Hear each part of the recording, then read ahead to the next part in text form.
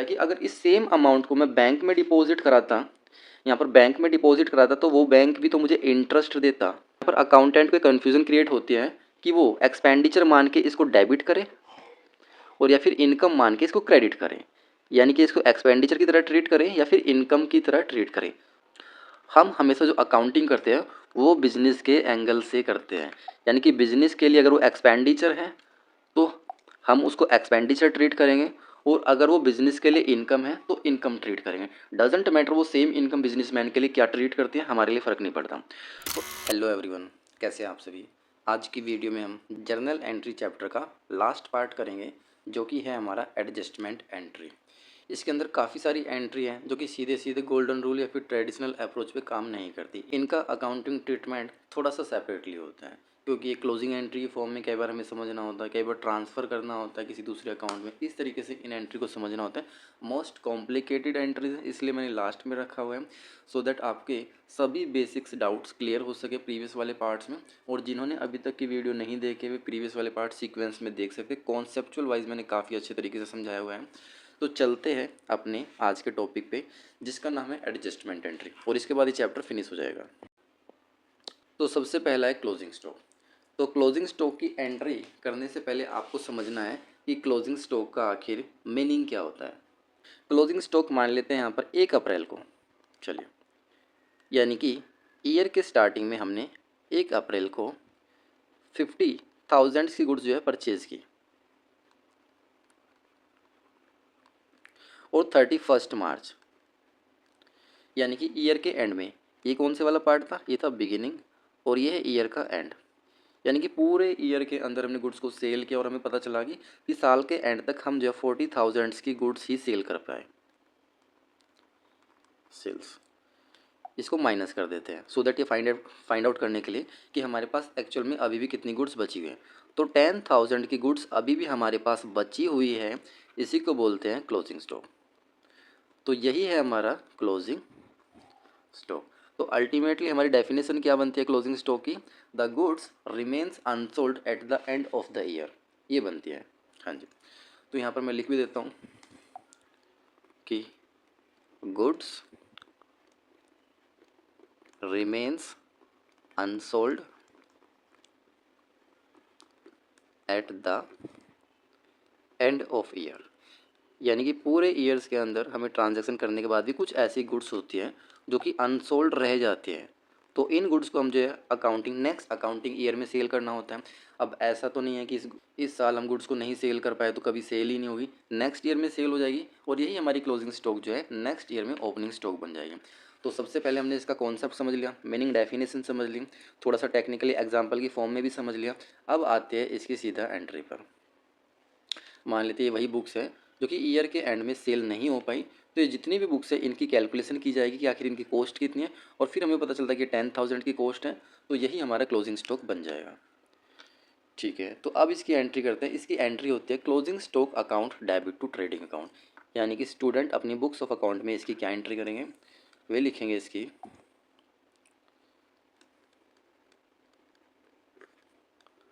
Closing stock account debit to trading account.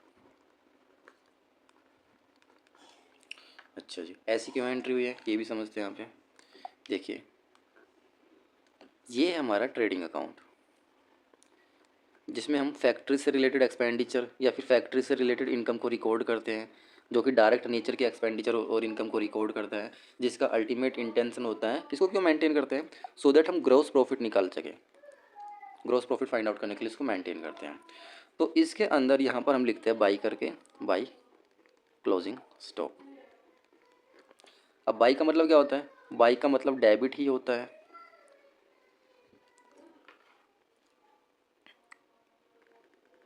By का मतलब यहाँ पर डेबिट ही होता है।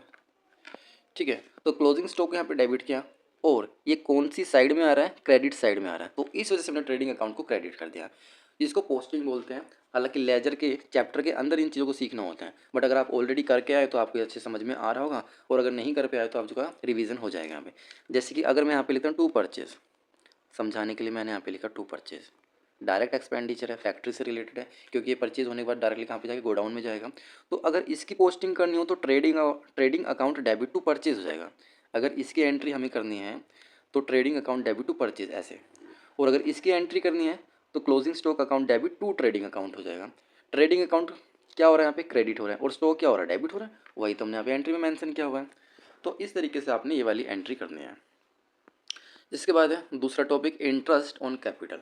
तो सबसे पहले तो आपको पता होना चाहिए कि कैपिटल का मीनिंग क्या होता है। चलिए यहाँ पे मीनिंग ही समझते हैं इसका। मान लेते हैं ये एक बिजनेसमैन है, ये रहा, इसका नाम हम लेते हैं मिस्टर एक्स। एक बिजनेसमैन है, इन्होंने अपना पैसा कहाँ पर लगाया, इस बंदे ने सारा का सारा पैसा अपना बिजनेस के अंदर लगा दिया, ठीक है। और ये इसका जो मनी है, ये इसका जो पैसा है कहाँ पर आ गया है, हाँ, ये सारा का सारा उठ के यहाँ पे बिजनेस के अंदर आ गया है, ठीक है। तो अब प्रॉफिट कमाएगा बिजनेस ईयर के एंड में, लेकिन इसको डेली रूटीन के एक्सपेंडिचर के लिए, घर के खर्चे के लिए थोड़ा बहुत तो पैसा चाहिए होगा, है ना। तो ये बोलता है कि अगर इस सेम अमाउंट को मैं बैंक में डिपॉजिट कराता, यहाँ पर बैंक में डिपॉजिट कराता, तो वो बैंक भी तो मुझे इंटरेस्ट देता। तो ऐसे ये बिजनेस को बोलता है कि बिजनेस यानी फर्म के अंदर से भी मुझे इंटरेस्ट ऑन कैपिटल, अगर यहाँ पर इंटरेस्ट ऑन डिपॉजिट पे इंटरेस्ट बैंक देता है, तो फर्म को भी तो इंटरेस्ट ऑन कैपिटल पे इंटरेस्ट देना चाहिए, सॉरी कैपिटल पे इंटरेस्ट देना चाहिए। तो यही एक रीज़न है कि कैपिटल जब बिजनेसमैन बिजनेस के अंदर डालता है तो इसके बदले में बिजनेस उसको क्या देता है, इंटरेस्ट ऑन कैपिटल भी देता है, इंटरेस्ट ऑन कैपिटल। तो यहाँ पे तो हमने मीनिंग समझ लिया कि आखिर इंटरेस्ट ऑन कैपिटल होता क्या है, मीनिंग समझ लिया अच्छे से। अब ये समझिए इंटरेस्ट ऑन कैपिटल, हाँ जी, ये जो इंटरेस्ट ऑन कैपिटल है अगर बिजनेसमैन के एंगल से देखें तो ये तो इनकम है इसके लिए, क्यों, क्योंकि पैसा इसके पास आ रहा है। और फर्म के एंगल से देखें तो एक्सपेंडिचर है, क्यों, क्योंकि बिजनेस को ये पैसा देना पड़ रहा है।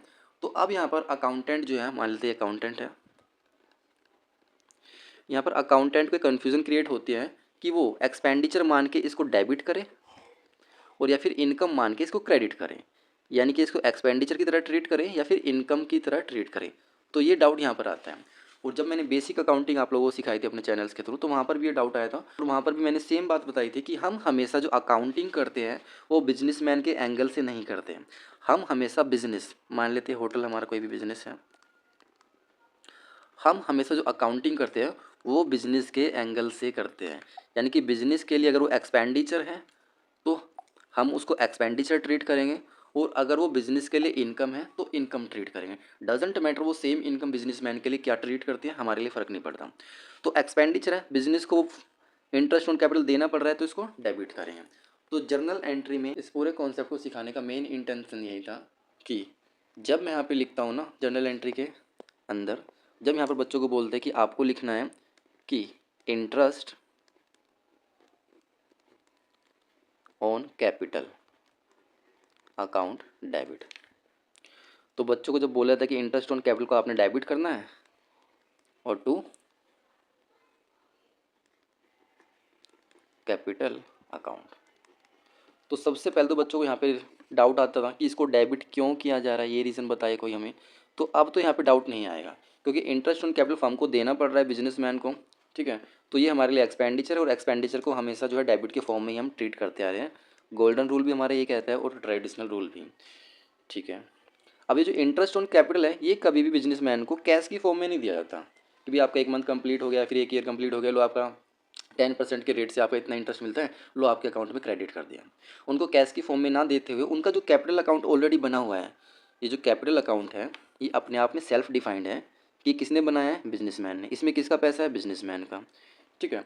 तो इसी में हम जो बेसिकली इसको ट्रांसफ़र कर देते हैं, इंटरेस्ट ऑन कैपिटल का पैसा हम कैपिटल अकाउंट में ट्रांसफ़र कर देते हैं। तो ये एक तरह से ट्रांसफ़र की भी एंट्री है कि हमने इसका जो कैपिटल राइज हुआ था इंटरेस्ट का वो डाल दिया है, दूसरा एक्सपेंडिचर भी दिखा दिया है। तो इस तरीके से बेसिकली आपको ये एंट्री करनी है। और लाइफ में कभी भी आपको जब ट्रांसफ़र की एंट्री करनी होती है ना, किसी के अकाउंट से अगर आपको पैसा ट्रांसफ़र भी करना है या फिर एक्स से वाई से में ट्रांसफ़र करना है या फिर ट्रेडिंग से सेल्स में ट्रांसफ़र करना है, तो ट्रांसफ़र की एंट्री के लिए एक गोल्डन रूल होता है जो आपको याद रखना है कि जो गिवर होता है, गिवर के अकाउंट को आपने हमेशा डेबिट करना है, ठीक है। और जो रिसीवर होता है फिर टेकर होता है उसके अकाउंट को आपने हमेशा क्रेडिट करना है। जैसे कि यहाँ पर इंटरेस्ट ऑन कैपिटल के अंदर से पैसा कहाँ पे जा रहा है, कैपिटल के अंदर। तो जिसमें से पैसा जा रहा है, जो ट्रांसफर है उसको आपने ऊपर रखना है, और जो ट्रांसफरी है या फिर रिसीवर उसको नीचे रखना है। या फिर इसी एग्जांपल के फॉर्म में अगर मैं बोलता हूँ कि एक्स के कैपिटल में हमने जो गलती से ज़्यादा पैसा डाल दिया है, ठीक है, अब वो हमने ट्रांसफ़र करना है, निकालना है, तो हम क्या एंट्री करेंगे, X capital account debit to Y's capital account. ये होती है ट्रांसफ़र की एंट्री बेसिकली। तो इस तरीके से भी आप जो एंट्री पास कर सकते हैं, ट्रांसफ़र की एंट्री है। कभी भी लाइफ में कोई कॉन्सेप्ट आता है तो आपको पता होना चाहिए कि एंट्री किस तरीके से की जाती है। तो इंटरेस्ट ऑन कैपिटल को हमने कहाँ पे ट्रांसफ़र कर दिया है, कैपिटल के अंदर ट्रांसफ़र कर दिया है। तो ये एंट्री यहाँ पर बनती है। किसी बच्चे को डाउट आता है तो कमेंट सेक्शन में मेंशन कर सकते हैं। बढ़ते हैं नेक्स्ट टॉपिक पर। इंटरेस्ट ऑन कैपिटल का हमारा पूरा हो चुका है। क्या डाउट्स आता है, मीनिंग क्या होता है, डेफिनेशन क्या होता है, इंटरेस्ट ऑन कैपिटल मिलना क्यों चाहिए, क्या रीज़न है उसके पीछे वैलिड, तो वो भी हमने डिस्कस कर लिया है। इसके बाद आता है इंटरेस्ट ऑन ड्राइंग। अब देखिए यहाँ पर भी थोड़ी सी सेम सेम कहानी यहाँ पे है। सबसे पहले हमें ये पता है कि जब भी ड्राइंग्स की कंडीशन लगने के लिए यहाँ पे दो बातों का होना ज़रूरी है। कौन कौन सी दो बातों का होना ज़रूरी है? पहली बात तो ये कि जो पैसा या फिर गुड्स या फिर कैश या फिर असेट्स कुछ भी निकाला जा रहा है, उसको निकालने वाला कौन है? ओनर। अगर ओनर के अलावा कोई और पैसा निकालता है, गुड्स निकालता है, तो उसको थेफ्ट बोलते हैं, चोरी बोलते हैं।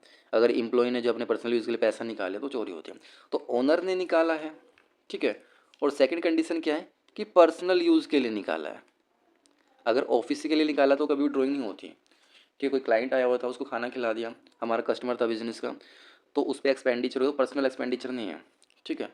तो ड्राइंग्स के लिए क्या है कि ओनर ने पैसा निकाला है, फिर गुड्स निकाला है और अपने पर्सनल यूज़ के लिए निकाला है, दोनों कंडीशन मिल जाती है, तो हम बोलते हैं कि हाँ वहाँ पे ड्राइंग अकाउंट ओपन होगा या फिर उस सिचुएशन को ड्राइंग्स में कंसिडर किया जाएगा। अब बात करते हैं इंटरेस्ट ऑन ड्राइंग। अब मान लेते हैं यहाँ पे एक फर्म है,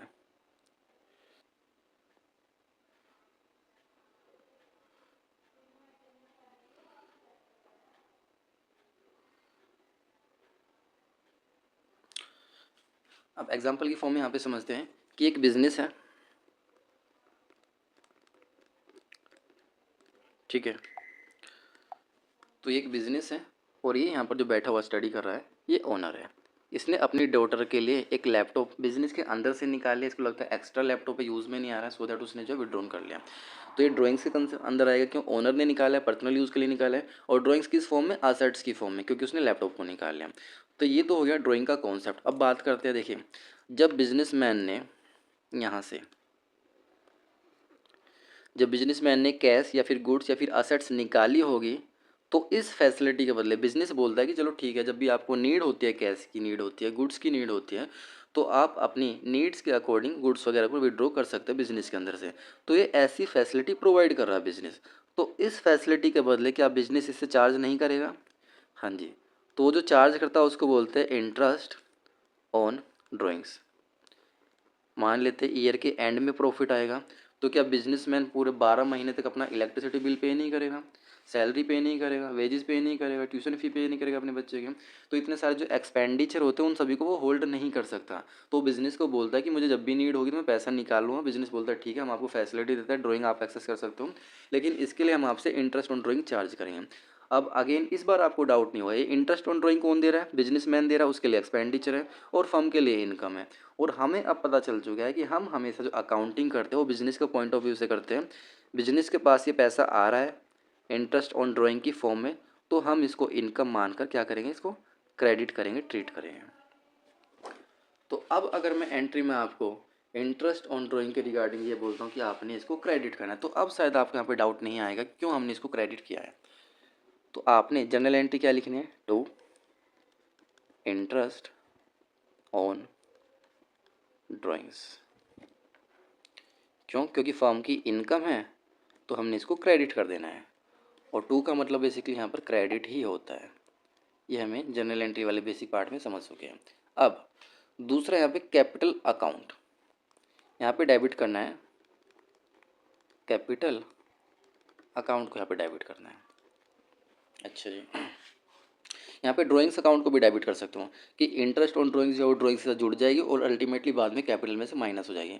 अब अगर मैं आपको ये बताता हूँ कि बैलेंस शीट के अंदर थोड़ा सा एक एडजस्टमेंट बता देता हूँ। ये हमारी बैलेंस शीट है, ठीक है, और यहाँ पर हमारा है लाइबिलिटी वाला सेक्शन। असेट्स वाले सेक्शन की यहाँ पर बेसिकली बात नहीं कर रहे हैं। यहाँ पर असेट्स भी रहती है, बट फिलहाल वो हमारे टॉपिक के अंदर नहीं है। तो जो हमारा कैपिटल है लाइबिलिटी की साइड में आता है, आपने यहाँ पे लिखना होता है कोई भी फिगर है, 1 लाख 5 लाख ऐसे लिख लेते हैं। तो आपने क्या करना है, इंटरेस्ट ऑन कैपिटल को आपने प्लस करना होता है यहाँ पर, ठीक है, और ड्राइंग को भी माइनस करना होता है यहाँ पे, और इंटरेस्ट ऑन ड्राइंग IOD को भी यहाँ पे बेसिकली माइनस करना होता है। और इसके बाद जो भी आता है यहाँ पे नेट हमारा वो कैपिटल बन जाता है, क्लोजिंग कैपिटल बेसिकली उसको बोलते हैं। ये होती है हमारी नेट कैपिटल या फिर क्लोजिंग कैपिटल।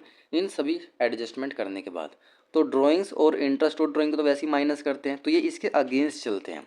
तो इसको माइनस करने का ही रीज़न है कि हमारे देखो जब इंटरेस्ट ऑन ड्राइंग हम जो कैपिटल से चार्ज करेंगे तो कम हो जाएगी, और जब भी हमारी कैपिटल कम होती है हम हमेशा उसको डेबिट करते हैं। और जब बिजनेस के अंदर कैपिटल डालते हैं और बिजनेस के अंदर कैपिटल बढ़ती है तो हम कैपिटल को क्रेडिट करते हैं। याद करो वो entry cash account debit to capital, वहाँ पे टू कैपिटल किया था हमने, क्यों? क्योंकि कैपिटल कैश की फॉर्म में बढ़ रही थी और यहाँ पर इंटरेस्ट ऑन ड्रॉइंग की से कैपिटल कम हो गए। तो यही एक रीज़न है कि हमने यहाँ पे कैपिटल अकाउंट को डेबिट करना होता है। तो अब शायद आपको यहाँ पे कभी डाउट नहीं आएगा कि इंटरेस्ट ऑन ड्रॉइंग की ट्रांजैक्शन में कैपिटल कहाँ से आ गया। पहला डाउट, क्योंकि माइनस करता है कैपिटल को इफेक्ट करता है। दूसरा डाउट, इसको डेबिट क्यों किया जा रहा है, क्योंकि ये डिक्रीज हो रहा है कैपिटल का बैलेंस, किसकी वजह से, इंटरेस्ट ऑन ड्राइंग। तीसरा डाउट कि इंटरेस्ट ऑन ड्राइंग को क्रेडिट क्यों किया जा रहा है, क्योंकि बिजनेस इस चीज़ को रिसीव कर रहा है। तो बिजनेस के लिए क्या है, तो बिजनेस के लिए तो इनकम है, और इनकम को हम स्टार्टिंग से ही क्रेडिट करते आ रहे हैं। क्यों? क्योंकि गोल्डन रूल भी यही कहता है और हमारी ट्रेडिशनल अप्रोच भी यही कहता है, मॉडर्न ट्रिक भी यही कहती है। इसके बाद नेक्स्ट एंट्री है हमारी आउटस्टैंडिंग एक्सपेंडिचर। तो सबसे पहले आपको समझना है कि आउटस्टैंडिंग एक्सपेंसेस का तो पता है कि कोई भी एक ऐसा खर्चा जो कि हमने पे करना है कैश की फॉर्म में, जैसे कि एग्जांपल की फॉर्म में पहले इसी को समझ लेते हैं। जैसे कि अगर हमने कोई रेंट पे कर दिया है तो उसको क्या बोलेंगे, रेंट अकाउंट डेबिट। वहाँ पर एंट्री क्या होगी, rent account debit to cash account, ठीक है। और आउटस्टैंडिंग एक्सपेंसेस के अंदर यहाँ पे एक दूसरा एग्जांपल ले लेते हैं, कोई सैलरी है, तो यहाँ पे रेंट के ले लेते हैं। आप इस तरीके से समझिए, बंदा है ओनर, इसकी लैंड पे हमने यहाँ पर फैक्ट्री डाली हुई है, ये हमारी फार्म है या फिर ये हमारी फैक्ट्री है, ऐसा मान लो। ये हमारा बेसिकली बिजनेस है और हम इसको रेंट देते हैं हर मंथ, ठीक है। तो 11 मंथ का हमने रेंट दे दिया, बाद में कैलकुलेशन की तो पता चला 1 मंथ का रेंट अभी भी पेंडिंग है, तो वो रेंट हमने पे नहीं किया। तो सबसे पहला क्या, जब हमने कैश में पे ही नहीं किया तो कैश तो कर ही नहीं सकते यहाँ पे, है ना। और क्योंकि कभी ना कभी तो करोगे, तो रेंट अकाउंट डेबिट तो होगा यहाँ पे, या फिर रेंट एक्सपेंडिचर अकाउंट तो डेबिट होगा। और यहाँ पे आपने लिखना है, एक नया अकाउंट आपने ओपन करना है, टू आउटस्टैंडिंग, आपने पूरा लिखना है एग्जाम में, मैं शॉर्ट फॉर्म में लिखता हूँ क्योंकि मेरे पास स्पेस कम है। टू आउटस्टैंडिंग रेंट अकाउंट, ये एंट्री। तो कॉन्सेप्ट भी आपको समझ में आया कि आउटस्टैंडिंग रेंट का मीनिंग क्या है, कि एक ऐसा एक्सपेंडिचर जो कि ड्यू तो हो चुका है, हम पूरे 12 महीने रह चुके हैं उसके घर पे, उसके फ्लैट पे या फिर उसके लैंड पे, लेकिन हमने अभी तक उसका पेमेंट पे नहीं किया। तो जो आउटस्टैंडिंग बचा हुआ है या फिर जो पेंडिंग रेंट है अभी तक आपने पे नहीं किया, उसी पेंडिंग रेंट को क्या बोलते हैं, आउटस्टैंडिंग एक्सपेंडिचर बोलते हैं। और अगर प्योर एक्सपेंडिचर होता तो एंट्री करते rent account debit to cash, क्यों? क्योंकि कैश की फॉर्म में हमने पेमेंट कर दिया है, लेकिन यहाँ पे तो पेमेंट ही नहीं किया, तभी तो वो पेंडिंग में आ रहे हैं, और वो पेंडिंग में आ रहे हैं तभी तो आउटस्टैंडिंग कहला रहे हैं। तो इसलिए आपको एक नया अकाउंट ओपन कर देना है यहाँ पे, जिसको जिसको क्या बोलते हैं, टू आउटस्टैंडिंग रेंट। अगर यहाँ पे वेजेस होती, कोई वेजेस हमने पे नहीं की तो wages account debit to outstanding wages. कोई सैलरी होती, हमने स्टाफ की सैलरी पे नहीं की और पूरे 12 महीने काम करा लिया और 12th मंथ की जो सैलरी पेंडिंग है, तो salary account debit to outstanding. बस यहाँ पे एक कॉमन चीज़ ये है कि यहाँ पर रेंट अकाउंट और ये आउटस्टैंडिंग रेंट अकाउंट, ये ठीक है, एक बार ये डेबिट होगा और सेम ही एक्सपेंडिचर क्रेडिट होगा, क्योंकि लाइबिलिटी है, अभी पे नहीं किया, बस उसके सामने आपने एक नया कीवर्ड जोड़ देना है जिसका मतलब होता है आउटस्टैंडिंग। इसी के अपोजिट में हमारी आउटस्टैंडिंग एक्सपेंसेस लाइबिलिटी होता है, ये भी आपको समझना है, क्योंकि लाइबिलिटी हमारी बढ़ रही है, हमने पे नहीं किया, तो इस वजह से भी तो हमारा एक क्रेडिट है। ठीक है। तो नेक्स्ट अगर मैं आपको बोलता हूँ प्रीपेड एक्सपेंडिचर है, तो वो बिल्कुल इसका अपोजिट होगा। भाई एक ऐसा एक्सपेंडिचर जो कि ड्यू हो चुका है, हमने पे नहीं किया है, तो एक्सपेंडिचर आज नहीं कल पे तो करोगे। इसके अपोजिट में एक ऐसा एक्सपेंडिचर जिसको हम ऑलरेडी पे कर चुके हैं ड्यू होने से पहले। जैसे कि मैंने अपनी गाड़ी का इंश्योरेंस 5 साल का अभी के अभी करा लिया, तो आने वाले जो 4 साल का एक्सपीरियंस, 4 साल का इंश्योरेंस मैंने एडवांस में करा लिया, वो मेरे लिए प्रीपेड एक्सपेंडिचर हो गया। ठीक है। मैंने अपने स्टाफ की सैलरी जो है 5 महीनों की एडवांस दे दी, तो प्रीपेड हो गया, एडवांस में पे कर दिया। तो एक्सपेंडिचर का आपको पता है, और प्रीपेड का आपको मैंने बता ही दिया कि जब कभी भी हम कोई भी पेमेंट एडवांस में कर देते हैं तो उसको बोलते हैं प्रीपेड। इसका दूसरा नाम क्या होता है? Unexpired expenditure. अगर हमने 5 महीने की एक्स्ट्रा सैलरी अपने स्टाफ को दे दी है, तो अभी तो वो एक्सपायर ही नहीं हुई है वो सैलरी या फिर वो एक्सपेंडिचर, तो इस वजह से इसको अनएक्सपायर्ड एक्सपेंसेस भी बोलते हैं। और जब 5 मंथ निकल जाएंगे, वो स्टाफ हमारे यहाँ पे काम कर चुका होगा, छठे मंथ से वो एक्सपायर्ड एक्सपेंसेस कहलाएगा। तो ये भी आपको पता होना चाहिए कि अनएक्सपायर्ड एक्सपेंसेस का दूसरा नाम प्रीपेड एक्सपेंडिचर ही होता है। अगर आपसे एमसीक्यू में पूछ लेता है तो आपको पता होना चाहिए। ठीक है, ये हमारा मेहनती वाला स्टाफ है, इसकी हमने 5 महीने की सैलरी एडवांस में दे दी। यहाँ पे हमारा क्वेश्चन इसी तरीके से यहाँ पे बन पा रहा है, 5 मंथ की सैलरी एडवांस में दे दी। ठीक है, अभी 5 महीने तक अब इस बंदे की लाइबिलिटी, इस बंदे के ऊपर लाइबिलिटी है कि वो 5 महीने तक आएगा, इस सेम फॉर्म में काम करेगा, क्योंकि हमने उसको ऑलरेडी एडवांस में पेमेंट की हुई है। तो अगर हम आउटस्टैंडिंग एक्सपेंडिचर को क्रेडिट करते हैं, तो क्या प्रीपेड एक्सपेंडिचर या फिर प्रीपेड सैलरी हमारा डेबिट नहीं हो जाएगा? यही रीज़न है कि हमें जब भी हम प्रीपेड सैलरी लिखते हैं तो इसके अकाउंट को हम हमेशा डेबिट करते हैं। Prepaid salary account debit. अब क्योंकि सैलरी कैश में तो पे की है, हमने एडवांस में की है, लेकिन ये हमारा ड्यू वाला एक्सपेंडिचर नहीं था, तो हम इसको कहाँ पर डाल देंगे? हम इसको रेलेवेंट एक्सपेंडिचर में डालेंगे, जैसे कि सैलरी अकाउंट। अगर ड्यू हो चुका था रेंट, सैलरी ड्यू हो चुकी, तो 1 महीना काम कर चुका है और अब हमें उसका जो है ऑब्लिगेशन उतारना, उसकी लाइबिलिटी पे करनी है कैश की फॉर्म में, तो salary account debit to cash करते हैं। लेकिन हमने एडवांस में दे दिया, ड्यू होने से पहले दे दिया, तो हम इस प्रीपेड सैलरी को सैलरी में ट्रांसफर करते हैं और ये सैलरी अल्टीमेटली पीएनएल अकाउंट के डेबिट में ट्रांसफर हो जाती है। तो ये क्लोजिंग एंट्री भी समझ सकते हो आप इसको मान के। और आपको इस तरीके से भी याद रखना है कि हमारा एक एक्सपेंडिचर अगर डेबिट हो रहा है तो उसी एक्सपेंडिचर के नेम से हमें फिर से अकाउंट ओपन करना है। यही मैंने बताया था कि यहाँ पर प्रीपेड सैलरी है और यहाँ पर भी सैलरी अकाउंट है। ऐसे नहीं है कि यहाँ पे वेजेस डाल दिया, यहाँ पे सैलरी डाल दिया, उसी के नाम से, बस वहाँ पर क्रेडिट था हमारा आउटस्टैंडिंग, तो यहाँ पर ये डेबिट हो जाएगा। और ये हमारा कहीं ना कहीं असेट्स का पार्ट भी होता है, वो लाइबिलिटी का पार्ट था, तो बैलेंस शीट के अंदर लाइबिलिटी वाली साइड में आता है और ये असेट्स के अंडर आता है। तो इस तरीके से आपने इस वाली एंट्री को भी समझ लिया।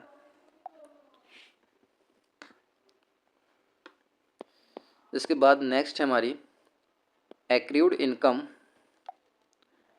और income earned but not received.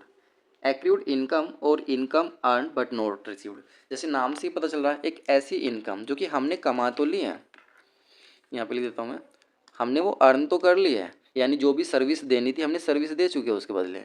जैसे कि अगर हमने सैलरी के बिहाफ पे कोई जॉब वर्क करना था, हमने वो वर्क डन कर दिया है, बट अभी तक वो हमें कैश की फॉर्म में रिसीव नहीं हुई है, नॉट रिसीव्ड, यानी कि उसके बदले अभी तक हमें कैश नहीं मिला, ये कहना चाह रहे हैं। यानी कि हमारी जो लाइबिलिटी थी सर्विस की, मान लेते हैं मैंने एक बाइक रिपेयर करनी थी, मैंने बाइक रिपेयर कर दी, लेकिन अभी तक पैसा नहीं आया। मैं सैलरी बेस मेरे को जॉब करनी थी, मैंने 2 महीने की जॉब कर ली, लेकिन अभी तक पैसा नहीं आया, तो वो इनकम मेरे लिए क्या बन जाएगी? एक्रूड इनकम, यानी पैसा आने वाला है। तो ये कहीं ना कहीं थोड़ी बहुत जो डेटर्स की तरह लगती है।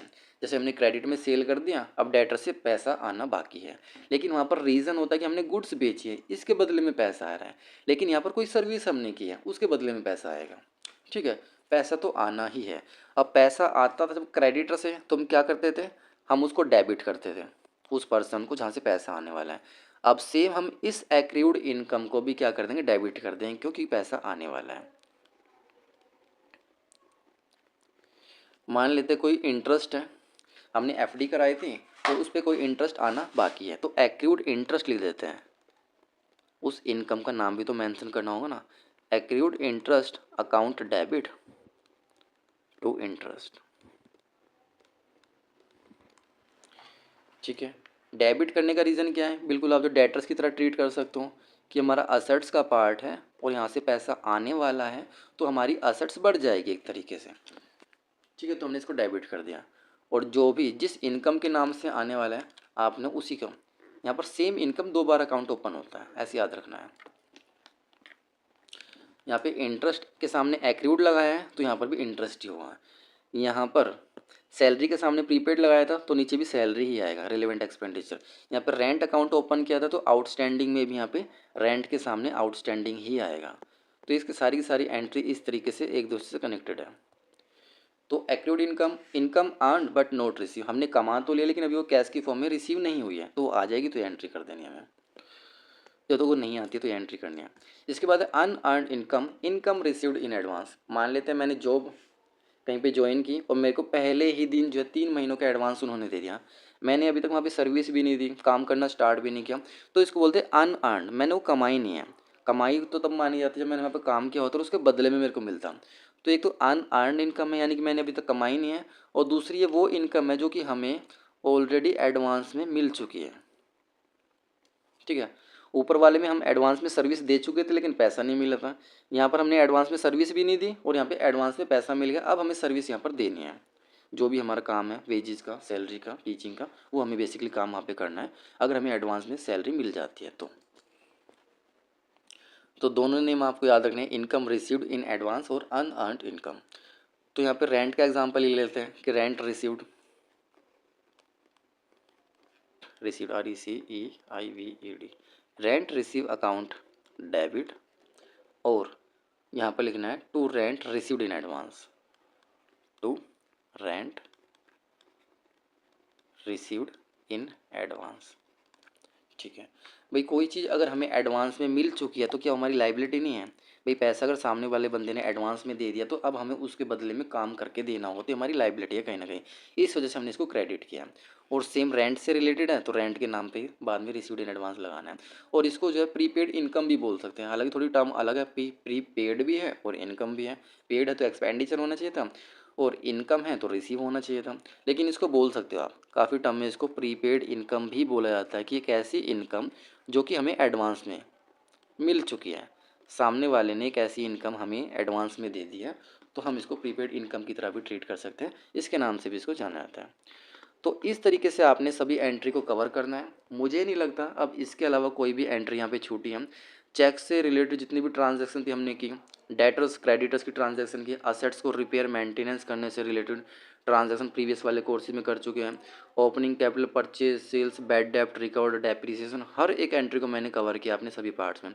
तो किसी बच्चे को किसी भी जनरल एंट्री में डाउट आता है तो उसी पर्टिकुलर टॉपिक पे जाके वहाँ से वीडियो वॉच कर सकता है, और किसी को डाउट आता है तो कमेंट सेक्शन में मेंशन कर सकते हैं। तो मिलते हैं नेक्स्ट वीडियो में, तब तक के लिए बाय।